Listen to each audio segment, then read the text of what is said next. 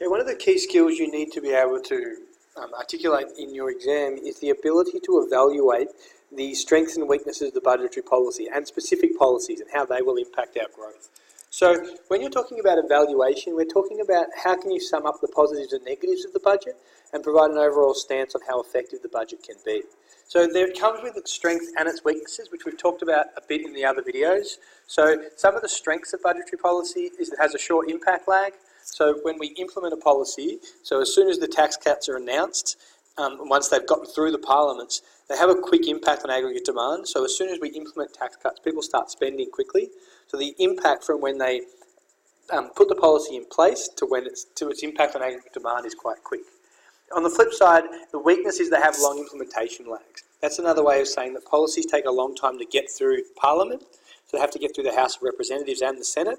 That process can take a long time. It's often hard to get approval, particularly for contractionary policies. That's what makes it harder for it to have its stabilising effect in slowing down growth when we're growing too fast and increasing growth when we are growing too slow. So the positive is it's a short impact lag and negative is the long implementation lag. As we talked about in the other videos, its ability to target particular sectors of the economy, so it can target the youth or older workers, is a positive. Automatic stabilisers help to automatically increase economic growth without the government having to actually physically do anything, which is a positive. And it's also likely that ill-advised policies don't get passed because they have to go through all the different houses. Some of the problems, the long implementation lag, often policies are contrasting. So, for example, some policies that help employment may hurt inflation, so that can have a negative because to promote one policy, it hurts another policy. Policies can also not have the desired effect because people have weak confidence. So when we lower income taxes, for example, it may not lead to more spending because people decide to save instead.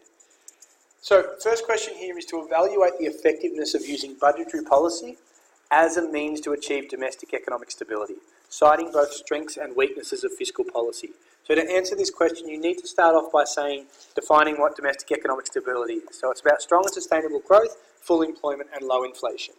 And then you've got to analyse what are the strengths in terms of the budget of achieving each of these goals and what are the weaknesses. So for strong and sustainable growth, employment and low inflation. So here's a way you could go about it. You could start off by defining domestic economic stability and then talk about some of the strengths in achieving these goals. So some of the strengths is that automatic stabilisers work quickly to try and promote growth and smooth out the business cycle. So that helps to automatically reduce unemployment because when we're in a trough, for example, income taxes go down, welfare increases, and that helps to stimulate growth. Another policy benefit is that impact lags are quite short. So when we announce a policy like a tax cut, they can be effective in stimulating growth quickly and therefore having the desired effect. A good example there would be the cash handouts in 2009. Immediately once you get a cash handout, the impact on aggregate demand is really quick. The one that I'd be focusing on the most as a strength that you could go into a lot of detail about in this question is the ability of the budget to target particular sectors of the economy. So for example, if there's high levels of youth unemployment, they can implement policies like the Youth Jobs Path. If there's a high level of unemployment amongst older workers, they can implement subsidies for older workers. If there's a problem in Indigenous communities or amongst disabled people, they can promote policies that are directly going to help these groups of people. So another example is if the farmers are struggling from a drought, or they can help them and give them subsidies to try and restore growth. They can also provide skills trainings for people that lack skills or young workers. So they can target particular sectors. That's really related to employment mainly, to try and reduce unemployment and can also stimulate growth in certain sectors. If growth is weak in one side of the economy and strong in the other side, they can provide subsidies for just the weak side so that they can prevent having something like a two-speed economy. Some weaknesses, okay, so you can elaborate on those. In terms of weaknesses, the main weaknesses are that it's subject to political hurdles. So it takes a long time between asking for the policy to be put in place or announcing the policy and then actually implementing the policy. So good examples of that would be policies not getting approval through the Senate. The East-West Link, for example, didn't get through state parliament. Same thing with federal parliament. There's been policies like the Medicare levy increasing to 2.5%, the GP co-payment. There's not always effective at trying to stimulate or reduce growth because there's a lot of lobbying that goes on and it's hard to get through the Senate and the House of Representatives. So another key weakness for growth is that sometimes policies don't get accepted. Another policy is at the moment we've got a lot of debt. Australia's in a lot of debt, so it's hard to implement expansionary policies at the moment because it's likely to lead to even more debt, which will have negative implications for our credit rating. So a big issue that we face at the moment is our high levels of debt, which makes it hard to be expansionary.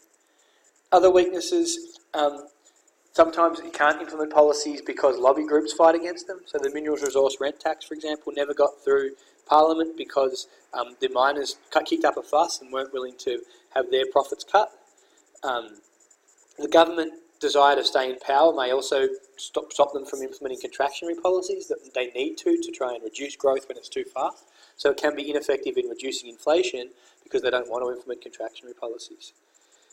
Because of the implementation lags, they often have to implement policies a long time before they have to be very forward-looking and what's likely to happen in the future to try and avoid recessions because they know it takes a long time, particularly for infrastructure projects that cost billions and billions of dollars to get through Parliament.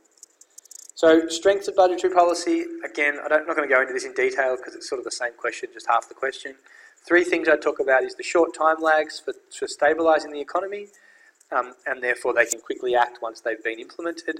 They can target particular areas of weakness as a key strength, unlike monetary policy, which is just interest rates. They can target particularly disadvantaged groups of the community, and it can be very effective in boosting aggregate demand in the downturn because it has that short impact lag. So they're three key benefits of budgetary policy. In terms of three weaknesses, ones I'd be talking about is the fact that it can take a long time to get through Parliament because of the political hurdles. There's a big implementation lag. Often, many expansionary and contractionary policies are blocked in the Senate. Other things you can talk about is that they often take a long time to, they often conflict with each other. So sometimes policies to boost growth can hurt inflation, which makes it hard to achieve our desired objectives, and therefore makes it hard for them to implement policies that are going to boost growth if they're also going to hurt inflation. And a third benefit would be a third cost would be the amount of debt we're in at the moment. So it limits their ability to be expansionary at the current time because the government's in quite a lot of debt. Let's skip through a couple of questions. Here's just one last question that I wanted to finish on. Evaluate the effectiveness of one budgetary policy initiative. So one budgetary policy, that should say initiative there, could be a decrease in income taxes that might be announced to assist with the achievement of full employment. This is a really tricky question, but if you can know the strengths and weaknesses really well, it gives you a chance to answer it in a lot of detail. So first thing I would be doing is defining full employment. Questions asking you what weaknesses and strengths of budgetary policy in achieving one particular budgetary policy in achieving full employment. You're going to talk about lower income taxes. So full employment refers to the government's objective to have the lowest rate of unemployment possible without causing excessive inflation, and it's generally around 5%. One budgetary policy initiative that they could use to achieve this would be a decrease in income taxes. So you state what the goal is, you choose your specific policy initiative, and now you're talking about the strengths and weaknesses. So the benefits are, and you're really just explaining here what impact lower income taxes have on our spending and employment. So the policy can lead to an increase in disposable incomes for taxpayers and lead to increased consumption spending, which boosts aggregate demand.